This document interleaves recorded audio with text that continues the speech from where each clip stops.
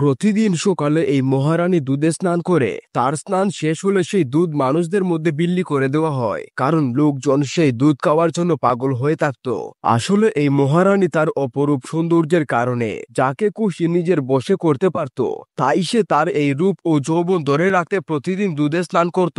কিছুদিন আগে যুদ্ধে এক রাজা তাকে আহত অবস্থায় খুঁজে পান। প্রথম দেখাতেই রাজা তার রূপে মোহিত হয়ে পড়েন এবং পরের দিনই তাকে নিজের রাজ্যে নিয়ে গিয়ে বিয়ে করেন। কিন্তু সেই রাতেই যখন রাজা তার সঙ্গে রৌদ্রক্রিয়ায় লিপ্ত ছিলেন, তখন এই নারী তাকে চলচাতুরির মাধ্যমে হত্যা করে। এরপর সে তার লোকজনদের ডেকে রাজপ্রাসাদে আক্রমণ করায় এবং নিজেই মহারানী হয়ে উঠে প্রাসাদের সবাইকে হত্যা করে শুধুমাত্র রাজকুমারীকে জীবিত রাখে, কারণ তার রূপ ধরে রাখতে রাজকুমারীর প্রয়োজন ছিল। এরপর বহু বছর কেটে যায়, কিন্তু মহারানী আজও ঠিক আগের মতোই যুবতী রয়ে যায়, কারণ এ সময়ের মধ্যে সে বহু যুবতী নারীর সৌন্দর্য নিজের মধ্যে শোষণ করে নিয়েছে এবং এখন তার এই যৌবন ধরে রাখার জন্য আরো যুবতী মেয়েদের প্রয়োজন।